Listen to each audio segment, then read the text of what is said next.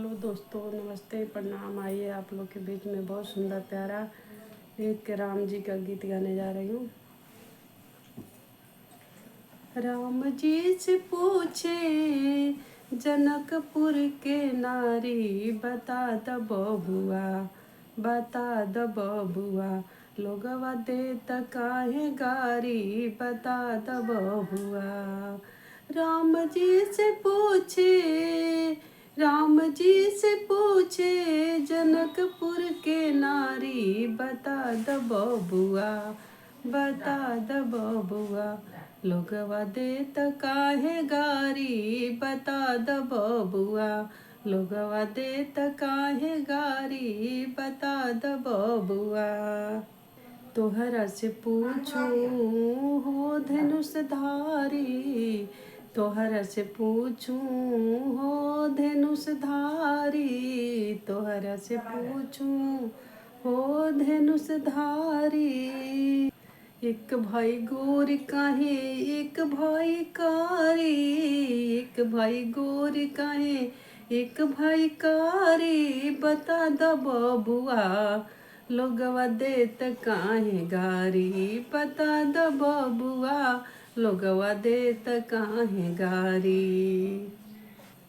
राम जी से पूछे जनकपुर के नारी, बता द बबुआ, बता द बबुआ, लोगवा देत काहे गारी, बता द बबुआ, लोगवा देत काहे गारी, बता द बबुआ। राम जी से पूछे जनकपुर की नारी, बता द बबुआ, बता द बबुआ, लोगवा देत काहे गारी, बता द बबुआ।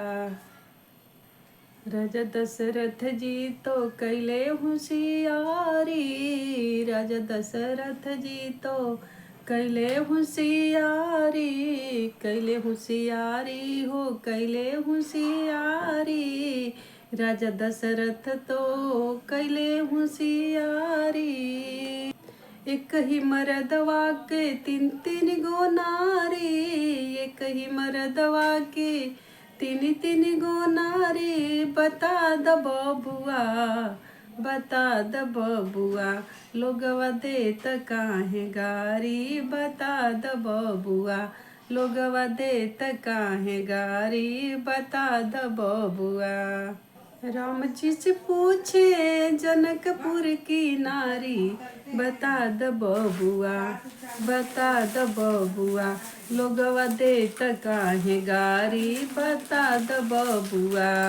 राम जी से पूछे जनकपुर के नारी, बता द बबुआ, बता द बबुआ, लोगवा देत काहे गारी, बता द बबुआ, लोगवा देत काहे गारी, बता द बबुआ।